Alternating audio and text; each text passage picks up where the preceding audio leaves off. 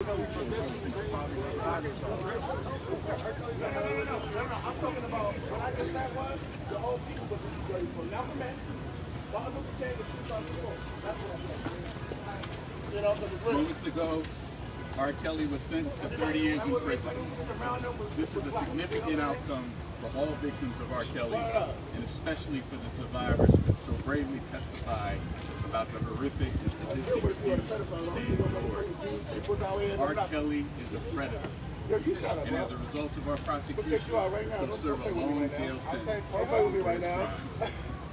With the aid of his fame, his money, and most importantly, his inner circle, R. Kelly preyed upon children and young women for his own sexual gratification for decades.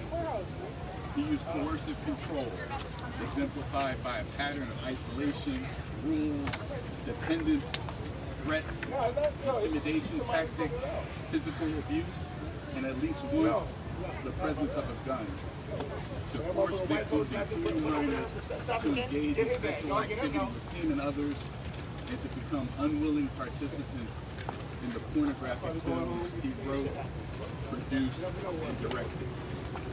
He continued committing his crimes for almost 30 years and avoided punishment until today.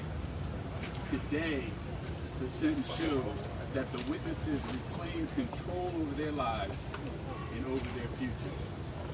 These are the voices of mostly black and brown women and children that were heard and believed, and for whom justice was finally achieved. This is a victory for them, for justice, and for future survivors of sexual assault. Victims of sexual violence must be heard, perpetrators must be held accountable, and our women and children must be protected. I hope this sentencing serves as its own testimony that it doesn't matter how powerful, rich, or famous your abuser may be, or how small they may make you feel, justice only views the truth. I want to say that this case would not have been possible without the outstanding work, dedication, and skill of the prosecution team, Assistant United States Attorneys Elizabeth Geddes, Nadia Shahada, Maria Cruz Melendez, Senior Investigator Keith Kolovich, and former paralegal specialist Kira Wimpton and Alyssa Fagel. Their dedication to the truth and justice was truly extraordinary. I want to commend and thank the special agents who handled this case for their outstanding work, Ryan Chabot and Sylvette Reynoso of the Department of Homeland Security Investigations, under the supervision of Supervisory Special Agents Elvin Hernandez and Patrick Gill. They and detectives from the New York City Police Department painstakingly went through the documents, the records, and interviews to collect and verify the facts that became the foundation for this strong case.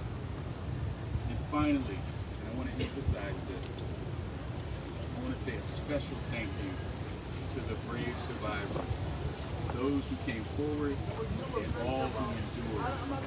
It is thanks to you that we were able to deliver justice today. I'll now call up HSI's Executive Associate Director, Steve Francis, for remarks.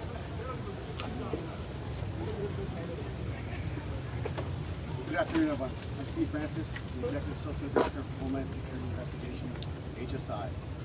Robert Kelly once said, if you're going to tell your life story, you got to be honest or don't do it. Over the course of this HSI-led multi-year investigation and 6-week trial, the jury of Mr. Kelly's peers confirmed what these courageous detectives have known for a very long time. Mr. Kelly is not an honest person. This man is a prolific serial predator who utilized his status as a Grammy Award-winning household name with global recognition to inflict pain and anguish on so many victims.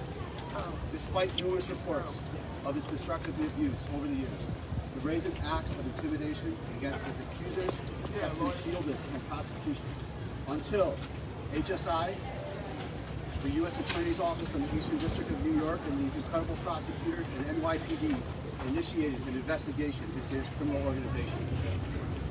Today's sentence is a victory that belongs to the brave victims who came forward.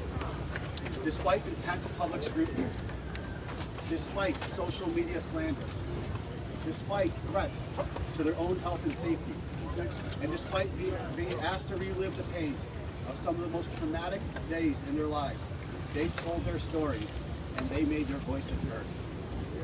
Today's sentencing sends a clear message that no amount of money or fame is enough to evade justice. And the money, power, and fame will not buy you immunity in the United States. And the United States government will hold you accountable for any atrocities you commit. Mr. Kelly led a criminal enterprise with his entourage to prey on the young and vulnerable by dangling promises of fame, fortune, and stardom. By the time his victims saw through the empty promises, it was too late. Mr. Kelly attempted to silence these victims through bribery, intimidation, blackmail, and physical violence. He once sang that sometimes the silence can be so loud. Thankfully, these brave victims and true survivors will be heard forever, while Mr. R. Kelly will be left alone in a jail cell in silence for many, many years to come. It is comforting to now know that not only the loud noise we'll hear every day is his prison cell door slamming shut behind him. No matter how many hit songs he may have released, his legacy will not be remembered by that of his voice, but by the voices of the brave women and men who came forward to reveal to the world the monster that R. Kelly truly is. Mr. Kelly underestimated the bravery and resilience of those he once preyed upon when they were young and vulnerable. These victims are the unsung heroes today. Today is about them. Today is their day. Today is their victory. Thank you. What took you so long, sir? Why did you fail victims for decades, sir? Thank you, everybody. Any comments on the structure of prosecution's case? Okay, down, down, down.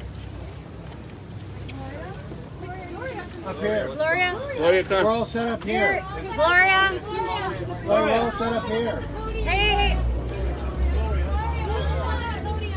Back over. Hey, somebody put the case down for her to stand on. What happened? What happened? Put that case. Hold on. Cease putting that case. For her to stand up. You got it. Yeah. Give her a little height.